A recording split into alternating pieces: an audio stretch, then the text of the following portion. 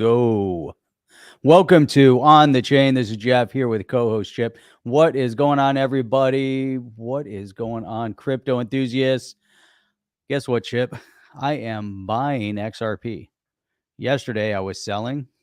Today, I'm buying. We're going to talk about why ETH may be better and faster than the XRPL. Is that possible? I don't know. We're going to talk about it, but we're going to start off with an interesting story. John Deaton getting hacked. What was that all about? What was going on? A lot of you guys out there saw tweets about some token, and that is going to be dispelled. The token, not the hack. Wow. The hack was real. Ready to kick this thing off? Let's go, man. Welcome to On the Chain. All right. Welcome, everybody. Yeah, so let's jump right into it. So this is a horrible thing to happen this weekend. John Deaton is, I remember seeing this, I looked at the tweet and said 2 minutes ago, and it was somebody tweeting from John Deaton's, some elaborate scam for some law token. And what's really makes it even worse is the fact that yesterday was John Deaton's birthday. And somebody's like messing with them, knowing it's his birthday. People giving him wishes. And I saw that they were like, hey, don't miss out, laws here. And then you go to this website and it's like, connect your Ethereum wallet. And I was like, okay, that's the first tip off. If in fact John was going to do a token, and it's far cry that he would, certainly wouldn't do it on Ethereum, blockchain. But I mean, the whole thing reeked of scam all over it. And he tweeted this out from his daughter's account saying, hey, this is Johnny Deaton tweeting from my daughter's account. I still did not have access to my Twitter account. Twitter informed me it could take 1 to 3 days. Elon Musk, this must be fixed. Worst case, I'll see you on Crypto Laws US's. So he does a live stream on Tuesday at 3 p.m. So you'll want to watch that. And he also sent this too, and he's like really wanting to thank the community. Yeah, he might have tagged a couple of us up there, a digital asset investor, Matt from Moon Lambo, Digital Perspectives, Crypto Eddie, Mr. I, Jeff and I, Jungle, blockchain backer. But the real big thing here is he said, thank you to this community for having my back. You guys are all the best. And that's right from the heart right there. And that's, when he talks about the community, this is a strong community. Everybody was out there doing their part. And I know even Oscar A from On the Chain, fam, he was out there telling people how to go ahead and report this account. I was reporting the account. People were reporting it. So how many people have to report an account, especially on this scale, Jeff, before it actually gets known about, which is incredible. Man, I mean, the owner of the account reporting on it, that's number one. Hopefully they find the guys or, the guy behind it that did this hack and, put this whole thing up. Man, it's crazy if they're going to be targeting, this one major representative in the community. And so there's a lot of questions out there about what individuals can do with their law token. So Legendary is wondering if he can stake his law tokens. his law. Not funny, man. Too soon. Way too soon. The thing that gave it off, I was looking at the tweet. You sent the tweet over, and I'm looking at, first and foremost, out of character for John Deaton to do something like that. And then number two, it was built on the Ethereum. And I looked at that and I said, if I, could be convinced that John Deaton would do it, then by the time I got to number two, and I saw that it was on Ethereum, I said, you know what? If he was to do something like that, at least he would have built it out on the XRPL. And, the fact that those two things kind of going hand in hand, there's, is out of character for him. And that it kind of immediately, I was looking at this, there's got to be something wrong. And then shortly thereafter, the notice came out that he was hacked. I said, now that makes sense. It all makes sense. But I mean, you see John Deaton doing a token called the law token. I mean, the guy who's the foremost expert on securities is going to put out a token called the law token, right? I'm sure. And then I mean, yeah, okay, he's talked about right having now. Ethereum, but then he's gonna put it on the he's not gonna have it on the XRPL. So that's the other part. It's funny, man. I don't know. That's just it's sad on so many levels, but I mean, messing with them. So even Hogan had this to say here. I was gonna throw this up here. Jeremy Hogan put this up here. Here we go, right there. He said, John Deaton's account hacked on his birthday. Shake my head. Please don't follow any links from him. Karma will get the hackers. Don't you worry. I tweeted something out and said, scammers always karma. I go, karma's a bitch. And I tweeted something very similar. I didn't. And yeah, it's nothing good is going to come from this. Let's put it that way. Nothing good comes from messing with people like this. Not a good thing, man. That was bad news. Bad news, and it travels fast. And it was really, disheartening to see this happening within the community, because we know stuff like that happens. We know that they're out targeting certain individuals. And if we go after a high profile individual, then you really start thinking, who could potentially have been behind it? Was this a directed attack that someone, was sitting, they obviously has big public exposure, taking on a massive case. Did they single him out because of that, or was there something more nefarious behind it to really, set him up and try to, at least, take him down a notch? And I don't know that we'll know. Hopefully they catch the individuals behind it. Yeah, individuals, but I mean, who does that? It's so lame. It's like, why don't you put your efforts into doing something good for the world or something? I mean, but to like put an elaborate scam and try to scam people and try to trick people, it's just like, I mean, if you're gonna do something, put your efforts into doing something for the good. Have an idea, like build something. But That's just it. to scam people, I mean, you're just a dirtbag. It's like it's the lowest of the low, man. Man, as we're going through all this stuff, I'm seeing all sorts of interesting things pop up. I'm going to start from the bottom down here, and we'll start off with Alchemist. Remember the Chinese bamboo stick? Chinese bamboo. And actually, yeah, the Chinese bamboo. Yeah, that's that was that's a good one. And then we also have this one here with Electric John. We need someone to Shane Ellis or Vince Wilson, so we can all be Neil Armstrong, XRP. So there you go. You remember the Shane Ellis? Shane Ellis came out with a whole, dissertation. And then obviously we all know Vince Wilson. Vincent Wilson, dude. Vincent Wilson. Vincent Wilson. Who remembers what a Vincent Wilson is? Other than Electric John. Jeff. They remember. So so Electric John remembers. So here you go. Look who's back. XRP Supercar. Thank you for that. That's awesome. And then also too, I wanted to T-Java. Feds. Hey man, I'm not saying anything, but you know what? If it looks like a duck, sounds like a duck, and it could be a duck. The timing's awful weird. There's a lot of like the high profile stuff. Yep. There you go. Or that 20,000 will be life-changing. It's life-changing, Kelly. Come on. You know better than that. Life-changing.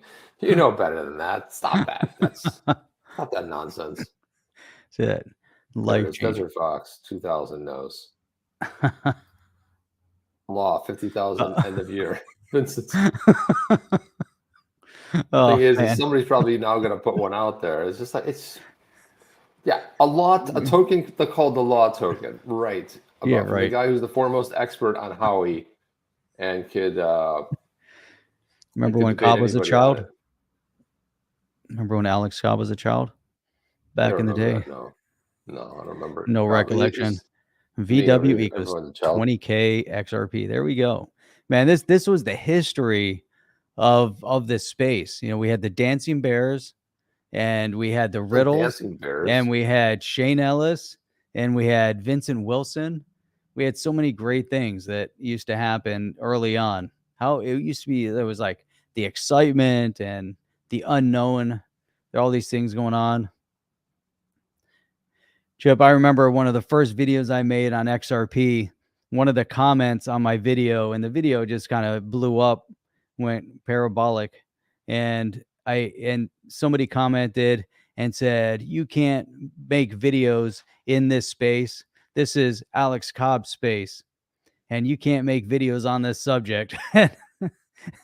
And he just got lambasted one after another after another. This is probably, I'm trying to think, maybe back in what, 18? 2018, maybe when I first 2019. started, 2019, possibly. Yeah, it was probably 2019-ish when I was making those. Oh man, here's another one. And we need to get into it, but just reading Nerd, comments yeah. here, Kung Fu Nerd. So, all right, let's put up the next one. So we've had a little bit of fun on that, but the John Deaton thing, definitely serious. But yesterday we talked about the bill that was being presented by McHenry, and actually there was some commentary on it. Jeb, I don't know if you have the tweet I lined don't up. have it. I don't. No, You I don't don't have know. that one lined up? I can't figure out which one it is. It's just a mess in there. I It's have no right at the idea. top, and there's only 2 of them. So let me add it. Hang on one second. I don't know which one it is. I can't figure it out. Too much brain damage.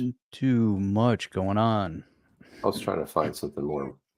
So here's this one here. So obviously, you know, there's this bill that was introduced. John Deaton had a brief comment. Now, here's Michael Branch. It said, a new bill introduced in the House would clarify that a digital asset that is sold as part of an investment contract does not necessarily become a security. We went into in depth into everything that was going on.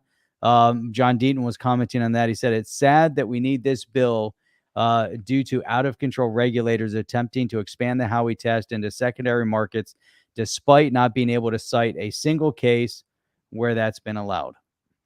So, you know, and I thought that was kind of interesting, you know, commentary, considering all that we've been going through, that they have to keep coming up with more ideas, mainly because of an out of control, overzealous chair of the SEC. Listen, man, you know, you oversteer, you're gonna when you know, this is what happens when people lose control of a car. They go one way direction, and when they try to correct it, they just basically flip the vehicle or end up in a ditch on the other side. That's where Gary Gensler and the SEC are going to end up. No good's going to come from that. I saw this right before airtime today. I saw this from Blockchain Backer. He said, as the week nears its end, XRP has reached the very last Fibonacci retrace level. These levels are where the ultimate danger resides for a turn back down to the downside. Break through those final fibs, though, and then things can get exciting pretty quickly.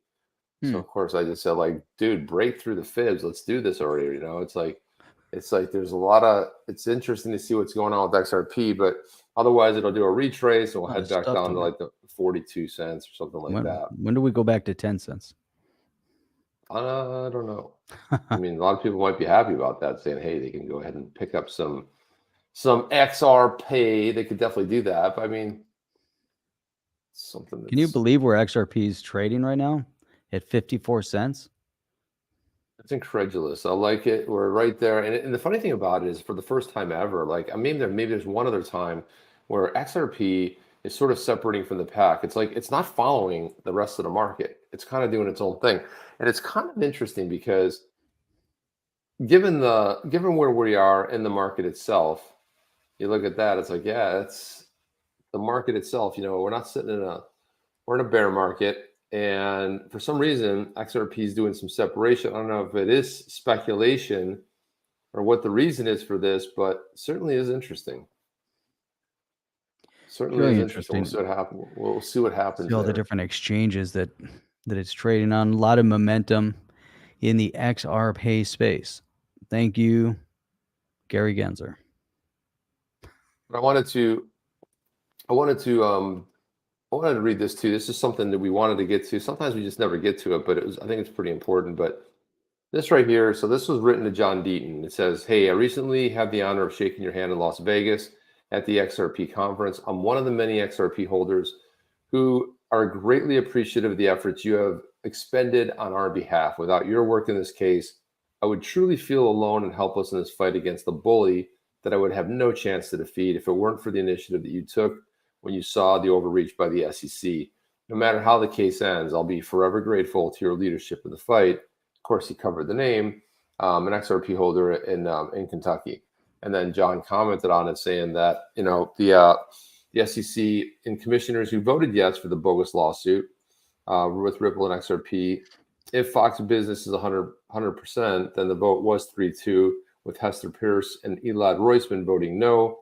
Below is one of the most amazing people you turned your back on and harmed. And that's why it's easy for me to get emotional on this thing. And this was something that was a clip from John on a show with Brad Kimes at Digital Perspectives. And he was just talking about, John was getting emotional, just saying like how amazing it is, these people in this community.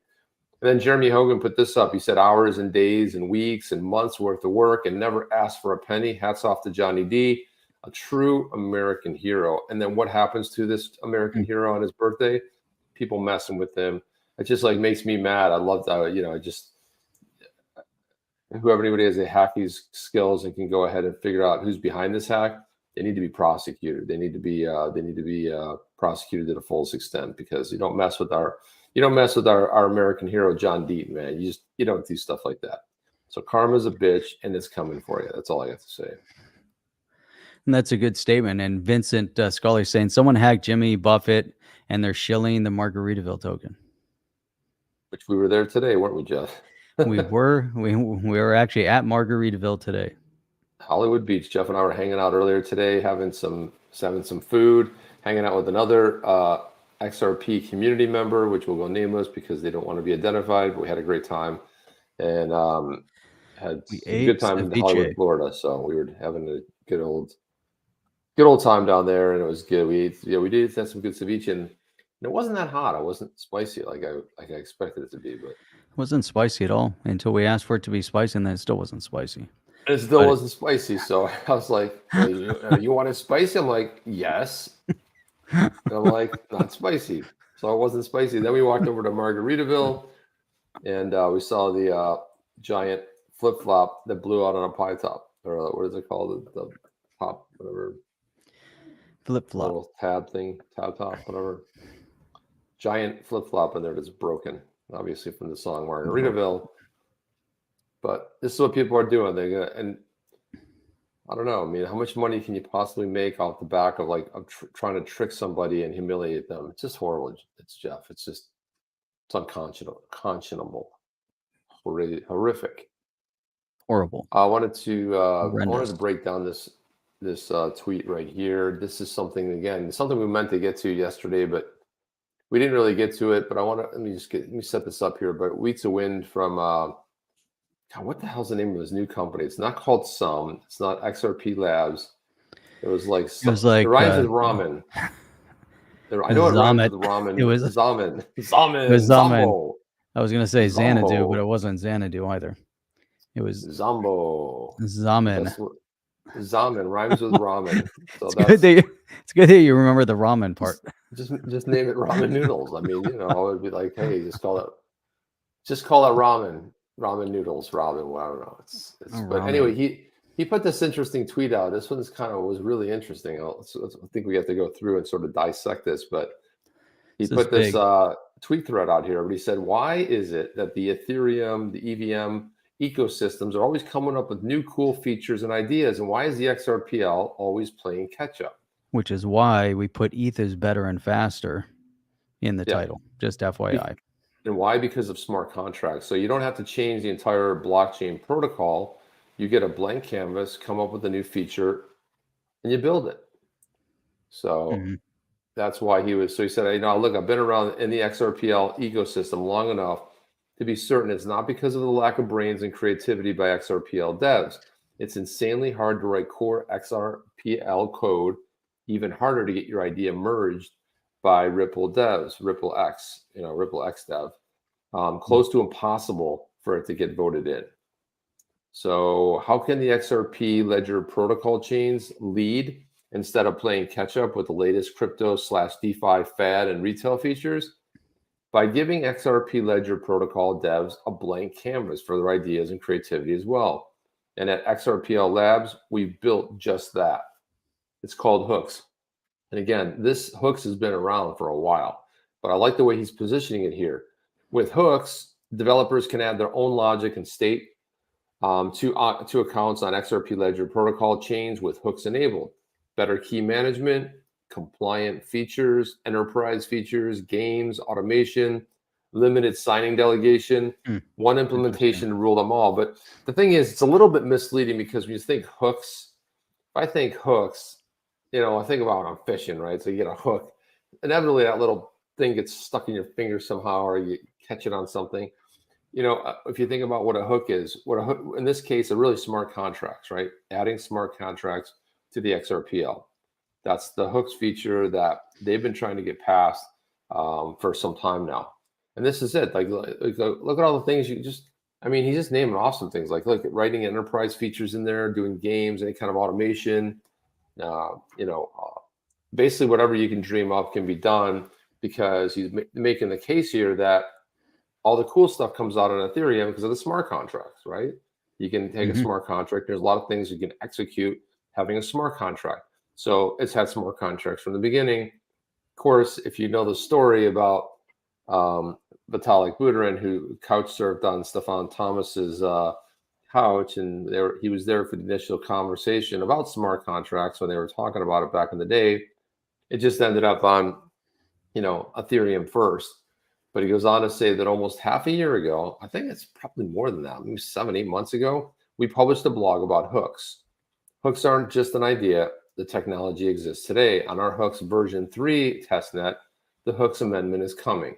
We just finished the full hook security audit by, who is this? This is FEYO, which is a Web3 security audit. So they just did a security audit report to be published soon. And he outlined everything in here. And it's like, this is kind of like the missing thing. Here it is right there. Smart contracts for the XRP ledger. That's why the name, sometimes when you name it weird stuff like hooks, it doesn't really catch on. Now, you're probably not going to smart contracts because it does more than just smart contracts. But again, that's what hooks is. So adding hooks to the XRPL increases the functionality, expands the range of potential services on offer for retail and enterprise users. So one of the key features that sets the XRPL apart from other blockchains is its ability to do things natively, such as token issuing, escrows, decentralized trading. Other chains require smart contracts to do those. So that's why you can't name it smart contracts, because there's already, XRPL is already doing things native, like decentralized trading that doesn't happen natively or requires a smart contract. For example, Jeff and I, dove in the shallow end head first with our XRP, our XRPL project called Badass Yetis. And what's interesting about it is that it's native, right? Doesn't require a smart contract. And so sometimes if you wait long enough, where on like other chains, it requires the issuance of a smart contract. So it's really good stuff. It's amazing as you dig into it, more and more, how in depth the XRPL really is, that they orchestrated and built it from day one to be all encompassing, and to be able to expand on it. Whereas with, if you think about with Bitcoin, if you want to make any amendment changes to it, then all of a sudden you're, creating a whole new asset. Hence Bitcoin Cash and all those others. We have a disagreement. You believe something's it's really, it's been refreshing to see how you can develop, within this space. So adding things like hooks, adding things like the federated side chains, and we see continuous development, kind of a living, breathing document, so to speak. And it allows the technology to keep adapting and growing further. But if you look at the base element of the XRPL and having so much detail that was put into it to help facilitate, so much of the transaction. And one of the big components that seems to get overlooked is the exchange that was natively built in, which is, a strong utility for all, with transaction, cross-border payment, and beyond. But this, I'm so thrilled to continuously see, big development. Some of the things that he's talking about here, with the hooks and, but there's still a lot. It doesn't just automatically, things don't automatically get added. There's a lot that goes into the development and expansion.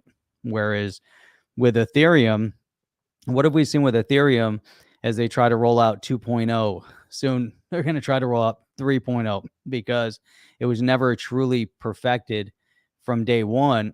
And they run into, the fact that they established kind of the protocol for all these other entities to roll out with the ERC20s is what probably gave them the legs that they have today. And they're so ingrained and in depth. Now with XRP or the XRPL and the XLS 20 expansion, we'll probably see, hopefully we'll see a lot more development within the XRP space and the XRPL space. One of the notable differences, which we're all intimately aware of, is the fact that it's difficult to move Ethereum and it's expensive to move Ethereum. And so that's, Sure. to me, seems to be like the biggest roadblock, the biggest obstacle. But somehow, I don't know. Fees are ridiculous. Fees are absurd. Somehow that gets overcome too. But that's where right from day one within the XRPL, the fees are reasonable. They're not expensive. They're, and so And fast too. I mean, it's much faster. significantly faster, and that, can't be, definitely can't be overlooked at all. And that's where, as the XRPL transitions into being a larger platform for building on, man, I think, all bets are off, with Ethereum. I don't see Ethereum, maintaining that lead position. I see there's definitely got to be a flippening at some point. They have first mover advantage, but technology wise, does this go back to a VHS versus beta argument, or is this more in line with a Microsoft Apple argument? I don't think it really fits any of them. I think really that if they can adapt the technology and make it useful, I mean, Bitcoin's its own animal, but if you look at all the development that happens on Ethereum, there's a reason, like first mover advantage. They just rolled it out. It wasn't perfect. It wasn't really ready. It wasn't perfected. And did it matter? I mean, if you think about the high, I mean, it's hit 43, almost $4,400. I mean, from nothing. So there's a lot going on there. To get in a little more of these hooks here, it says the hooks allow the creation of customized logic and automation with the XRPL, making transactions smarter and then, of course, more convenient. So these small, efficient modules add custom on-ledger functionality, such as creating custom triggers for specific events on Ledger. And these triggers can be used to send on-ledger actions or execute actions in response to the specific event. So it's kind of like smart contracts. If you think about how a smart contract is, but it's just it just looks at it. And this is a great part right here. He says, like, well, why is this a big deal? Well, simply put, hooks can add smart contract functionality to the XRPL, give you the freedom to build and deploy your applications with functionality tailored to the specific needs and requirements. They can be used to implement most business logic and then smart contract ideas. So once a hook is set up in an account, it'll allow you to either block or allow transactions to and from the account, change and keep track of the hook's internal state and logic to inform programmatic choices, or send out new transactions on the account's behalf. So it's just like, it really just expands the functionality and gives it like these triggers, these trigger points, which are needed, to smart contracts.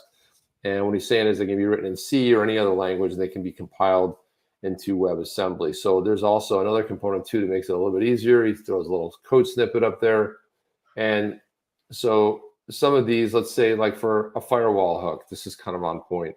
So malicious small transactions containing memos or outgoing payments to confirm scam accounts are then blocked. And then the hook can then retrieve a block list from a different hook installed on a different account. And this means the user doesn't have to update their firewall to remain safe. Additionally, the user can impose spending limits. How does hooks differ from the ethereal virtual machine or the EVM? Hooks and the EVM both allow developers to build and deploy custom logic and automation, within the respective platforms. However, some key differences between these two technologies set them apart.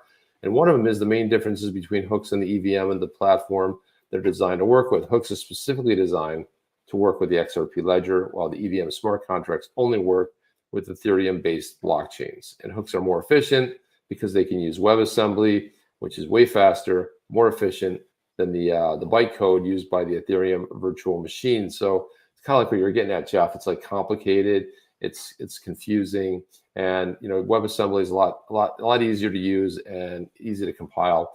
And then additionally, XRPL hooks can use guards to ensure the maximum execution. So there's a lot of good stuff to the reason for this. And so him going into this whole thing about hooks is a really good thing. He says we're working with compliance and legal to get a hooks enabled sidechain running. The chain will be here to stay. Complementary to the XRP ledger, it will launch with hooks enabled from Ledger 1. No ICO, no airdrop.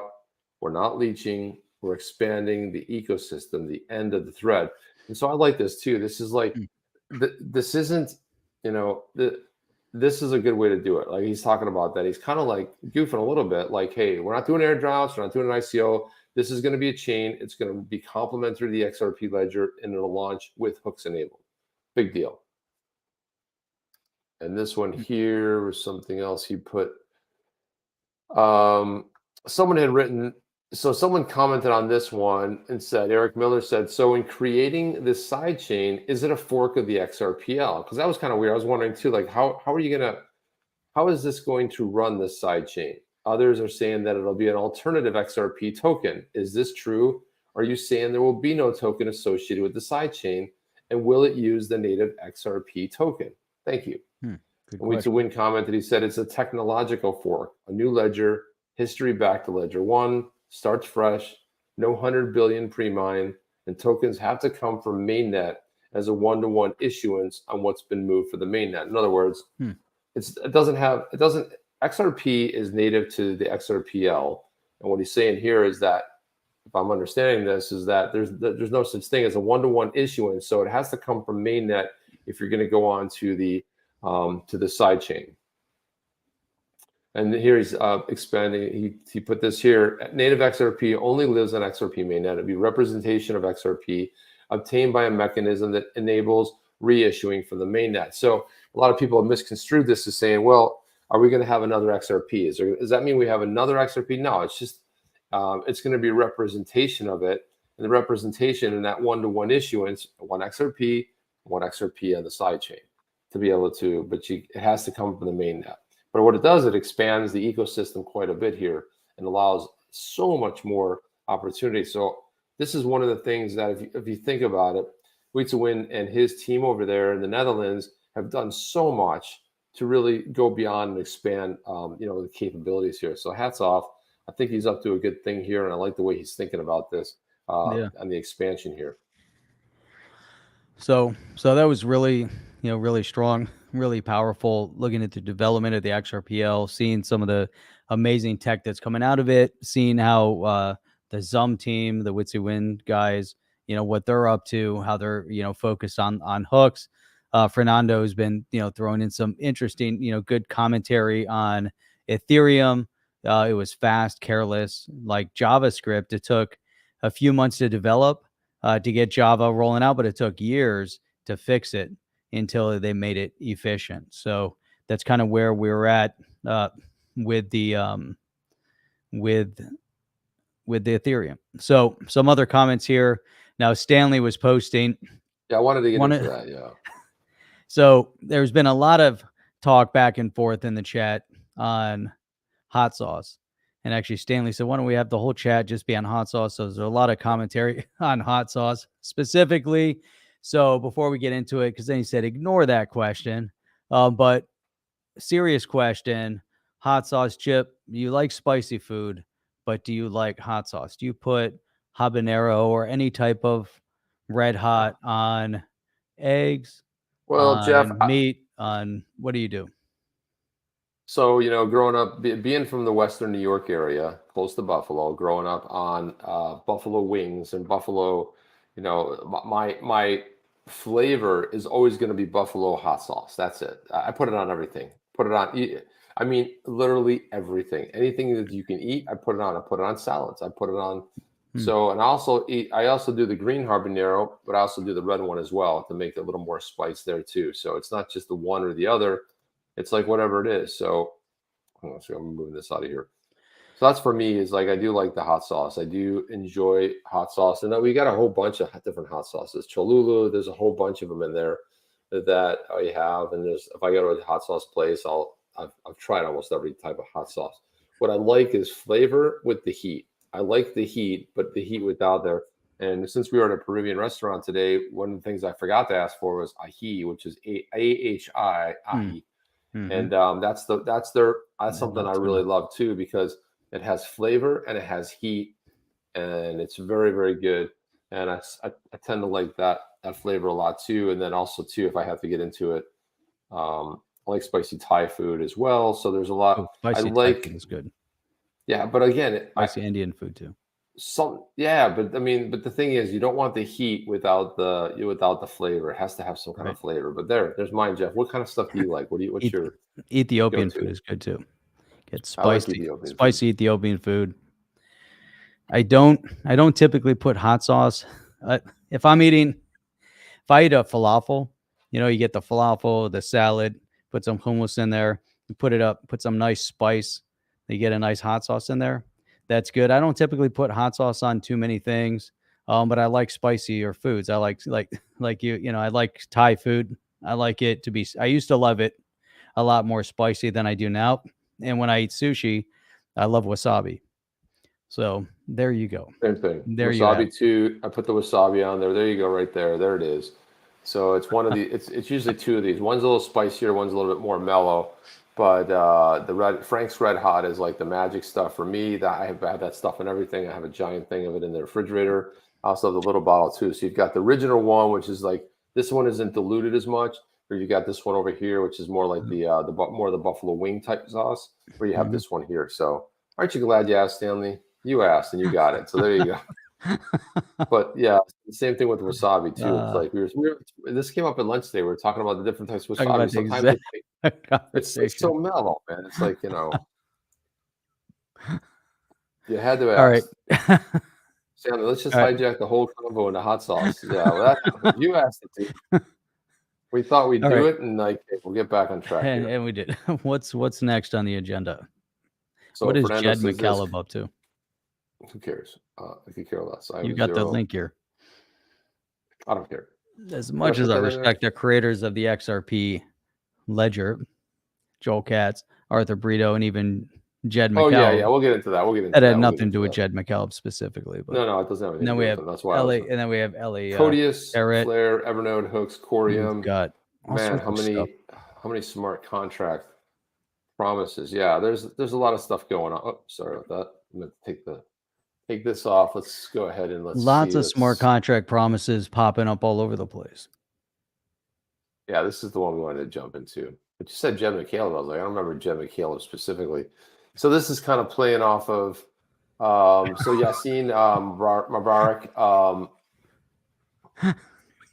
Someone hacked OTC and they're shilling the sauce coin, SC coin, the old sauce coin. So Yassin Mobarak, he put this. So I want to get your thoughts on this, Jeff, but also everybody in the chat. Everybody watching right now as well. But he said, as much as I respect the creators of the XRP ledger, Joel Katz, Arthur Brito, and even Jed McCaleb, I think it's time for the XRPL to have a life of its own, separate and apart from these gentlemen in Ripple. The network is public and decentralized. So a beautiful designed consensus network that brought the first innovation after Bitcoin in terms of speed, cost, and throughout the transactions is far more important than to be dominated by one group, no matter how brilliant the group is. That's why I'm excited to see this new class of fantastic, innovative projects developing on the XRPL. Projects like Xspectre, the Evernode, which we talked about, Spend the Bits, and the new fork based on hooks by WietseWind, Casino Coin,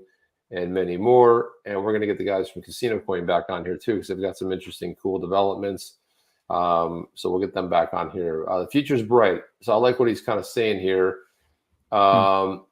And Marco Noam said, Yassin, he goes, FYI, Arthur's he just wanted to make sure that he put Arthur Brittle's account. He's never tweeted from there, but he's got 11,000 followers, but he's never actually tweeted. He's saying, yep, I didn't know that. I just followed him. Well, good, follow him because he's still never his tweets. People haven't seen a photo of him. Nobody knows what he looks like. Just for the culture, because in fact, 0 tweets from Arthur, and who even know if it's a real account.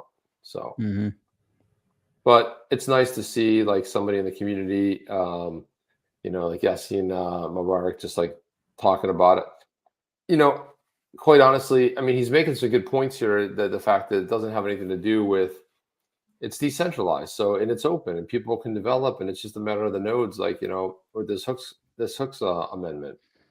A lot of cool things. I mean, a year ago, Jeff, we were talking about how cool is it going to be when native NFTs come to the XRPL, and now they've been around for 6 months. We have like a flourishing sort of an NFT community. We've got, on XRP, you got XRP Cafe, you've got, there's a couple other ones that, and then Sparkles, which does, I think, Flare and Songbird.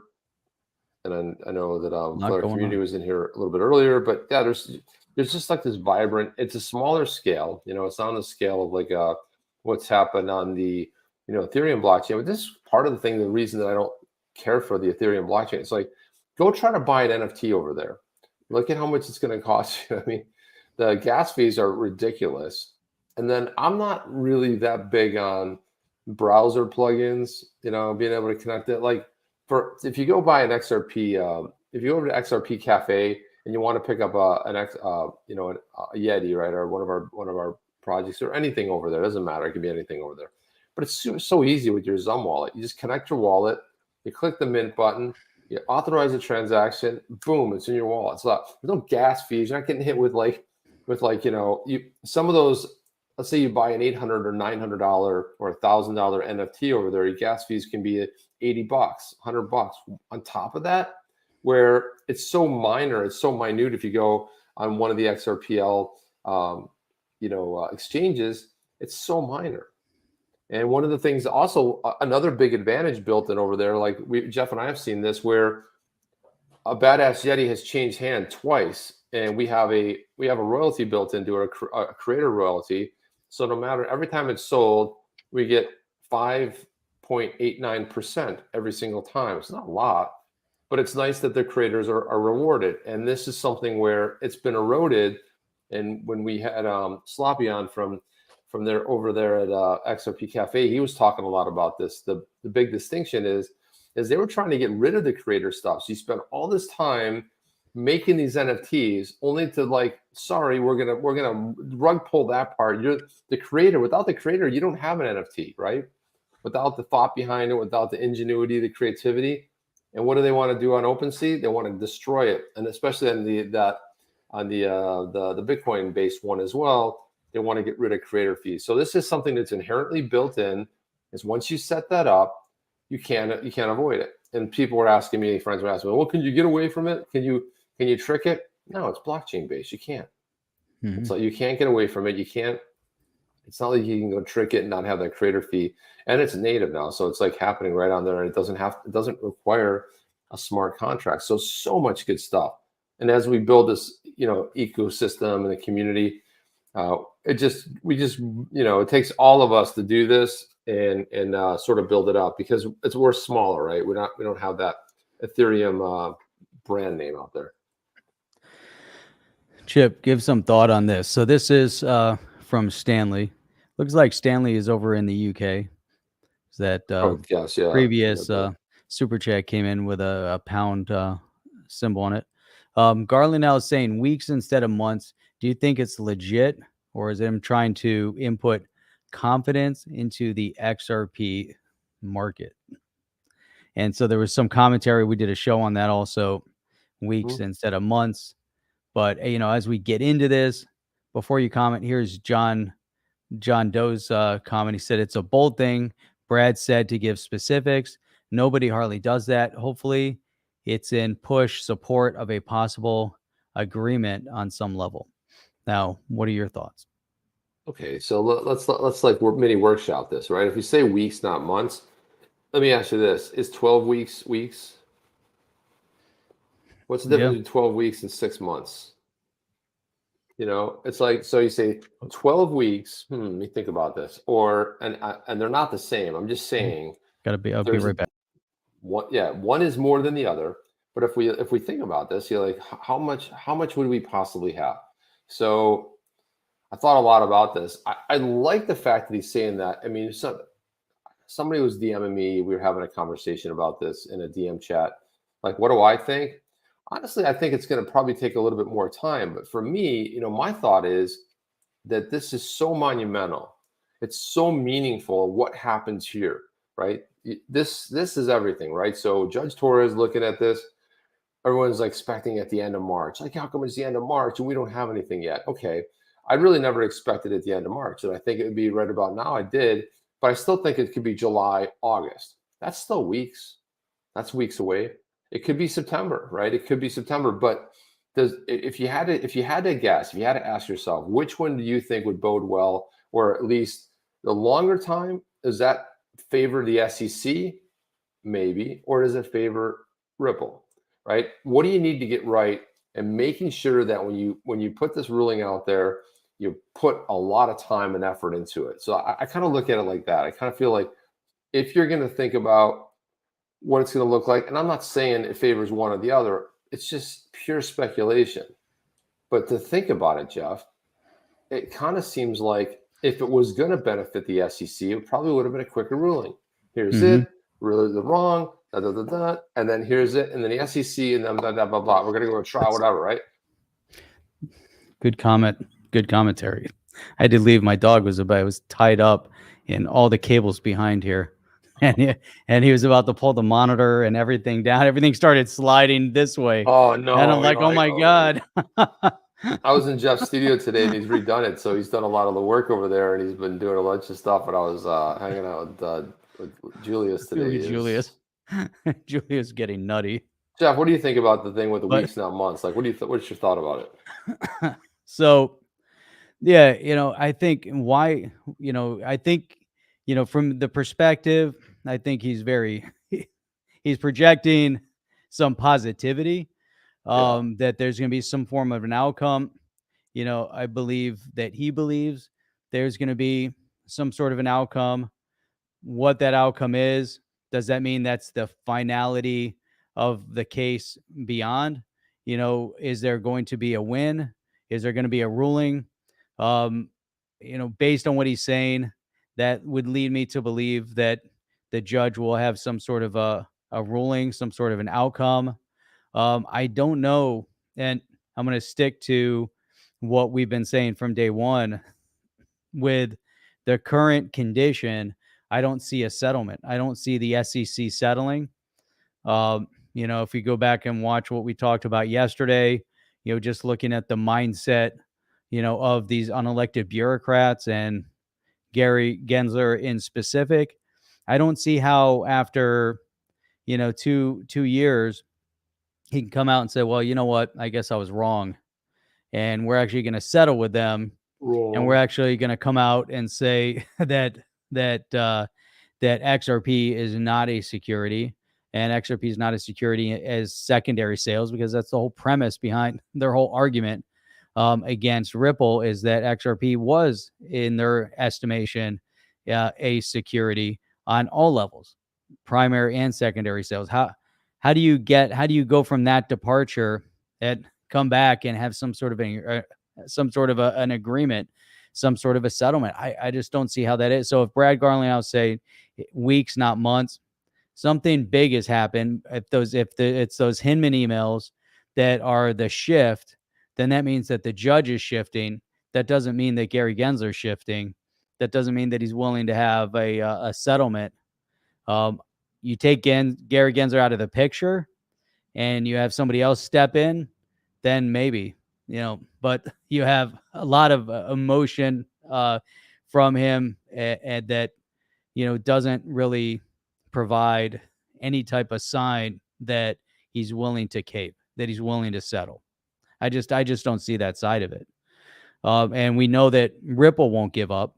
Ripple is not going to settle on something where XRP isn't determined in the secondary market.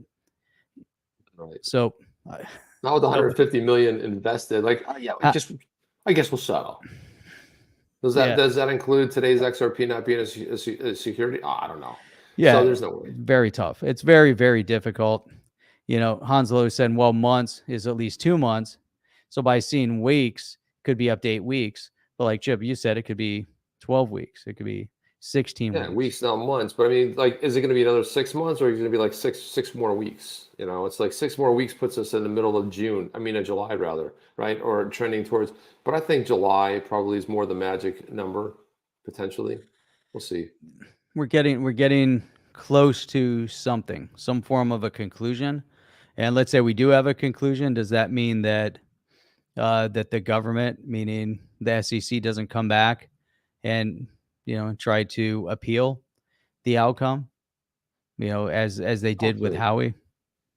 Yeah, ultimately it's going to the Supreme Court, where Howie basically won the first two and it ended up in the Supreme Court, and ultimately sort of lost. But it's going that way, or in the interim, let's say there's an outcome, then you have a new form of a token taxonomy act. You have McHenry's safe harbor. I forget the name of the bill that I don't know if they had a full name on it yet, but the bill that was introduced yesterday. Then Tom Emmer and Darren Soto have a bill that's been presented on the floor. So there's all these different bills that are coming that will provide a path to regulatory clarity that will help make the determination and decision a lot easier.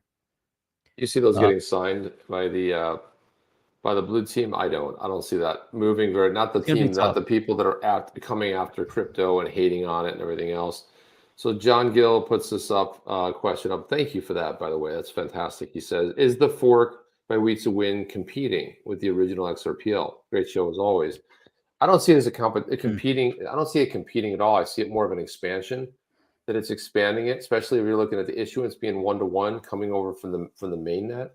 And what he's saying is that it's more something that Joel Katz, David Schwartz said early days. He said that what they didn't want to do with the XRPL is have it be everything. And this is what you see creep into other chains. It can do this, it can slice, it can dice, it can do all these things. But wait, there's more. And the thing about the XRPL is, like, it's always been a very simplistic sort. What it's done, it's had the decentralized exchange from day one. It's had the interoperability with fiat, or fiat currency, or let's say any type of digital asset.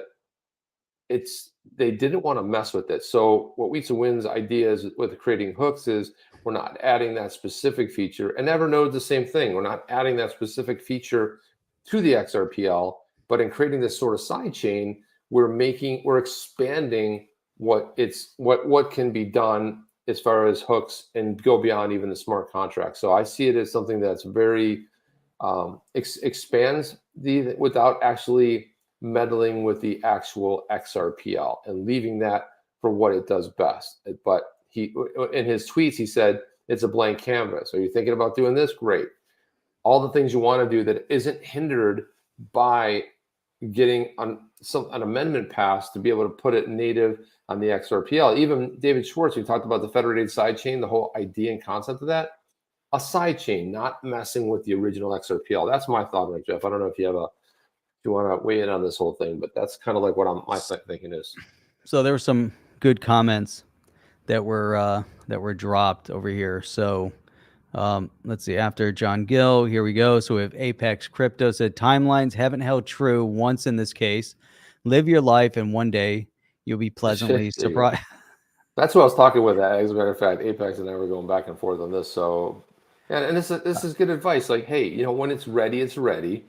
And when it's not, it's not. It's like, that's how it works. And it's like, we're gonna be all, no matter what happens, we're not gonna be ready for it. Could drop tomorrow at noon, right? It'd be like tomorrow at noon. Right. And if let's suppose it did drop tomorrow at noon, it'd be like, wow, Chip nailed that. It's like, it's just a guess, man. Nobody knows. I mean, nobody really knows. But no matter when it drops, it's gonna be a big surprise. It doesn't matter. We're waiting for it. We're like, is it now? Is it now? Is it now? You'd be like, I don't know, it's not. And then it drops. And you're like, because we'll see that tweet get put out there by Jimmy Fallon, and all of a sudden that'll be the tweet heard around the world, right? That'll be the one that everyone, you still won't be ready for it when it happens. But again, is it going to be the end all be all? Maybe, probably not. This thing goes the distance. It's probably going to go further, but at least something that favors Ripple and this thing is going to open a lot of things up, right? Doesn't mean, but we'll see. Yeah. So here's some more. Fernando saying people are going nuts with waiting. Stanley says 2.5 years, too much time. Stanley saying the way the SEC have been trying to hide it, and yet Ripple thinks it's a very strong case point. Case point means it could be very good for Ripple and XRP investors. I mean, the feeling, the sentiment in the space is real. Ashraful Hawk is saying Jeff and Chip, where information and entertainment come together. You guys are the best. And that's right. What other show on crypto talks about hot sauce? There you have it. Yeah, right there, man. Whether you want to hear it or not. whether you want to hear it or not. I like that. Oscar Marson is saying he's putting pressure on the SEC, and the subtext is they have the better hand. An offer is on the table for the SEC. They can take it or leave it. That's my theory. And the offer was, I think, has been on the table from day one, which was declare that XRP is not a security in the secondary market. I think that was a fairly clear choice presented to Gary and the SEC. And for 2 years, they decided they were going to fight it. But they also, in their letter to, that they presented, they were also attacking XRP holders. Remember that they had that statement. We'll have to go back and look. And they said that they weren't technologically intelligent or astute weren't or savvy. We're doing fools. They were fools. Yeah, we didn't know. So that's how they try to, undermine, the overall. So Jim D, talking back to Alchemist, the XRP baby has been birthed before Bitcoin. It's the old man on the blockchain. Oh, the blockchain. By the way, Oscar he was referring to the new offer, is what he's saying. The new offer, not the original offer, but the new offer. Right. He wanted to settle, right? Good point on the new offer. And then Stanley is saying, I've moved on a long way from the hot sauce chat. Yes, you have, but it's there important things we want back to know into about. the SEC and Ripple. So we're yeah, that's good. I mean, listen, sometimes look, there's a lot going on. Sometimes we got to talk about other things too. We just really want to get through some of the news pieces first, and then we can kind of have a little bit of fun towards the end. But otherwise, Jeff and I'll be sidetracked. We'll be sidetracked the entire time, and it's like we were doing our own show today, talking about everything today at lunch. It was like an interactive show. We had like a 3-hour lunch today. It was just right on the beach, enjoying it. It was a fantastic time. So Hans was saying even Alderati alluding to SCOTUS is a confident posturing. And then Michael Murphy, I was going to pull that comment up. I said, look at that amazing, badass Yeti Titan avatar. Look at that's really cool looking. Gary already has his delusional response for the emails. And there you go. We're 54% minted. Get over there. Get yourself a badass Yeti. And the thing is, some people probably have duplicates. We're going to be coming out with some utility really soon for this, because we've had to be very careful on how we craft it, but we'll be adding utility. But it's cool is like, if you have all 7, there's going to be something built in for somebody that collects all 7 and can prove they have all 7 by going to the Discord, and we can see that you have all 7 of them. So sometimes people have duplicates, but the thing is, you can go mint one right here for 125. If you wanted to get, like, say, a mentalist or something, you could buy it for 100 or 115, or some of these other ones that are in the resale market. Or you could spend up to, let's say, 3,500 XRP if you want. I don't recommend that, but I'm just saying it's possible. But one of the 4 tribes over there, and so we're excited to work on this next one. Thank you for that, Hans. Dropping in there. Very cool. Yeah, stay tuned for more amazing stuff. There is some great stuff coming out of the Badass Yeti, so stay tuned for that. We're excited. We're working on it, and when we get to release it, we are going to be ecstatic. It's going to be amazing. Until that time, we'll be here. We'll be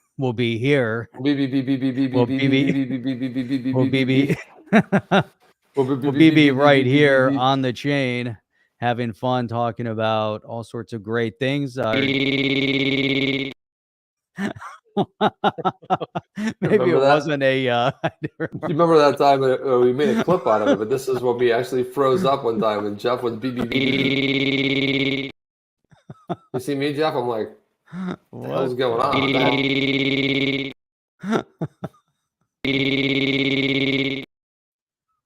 That happened. Brilliant. You just almost did it like live again. So there you go. B.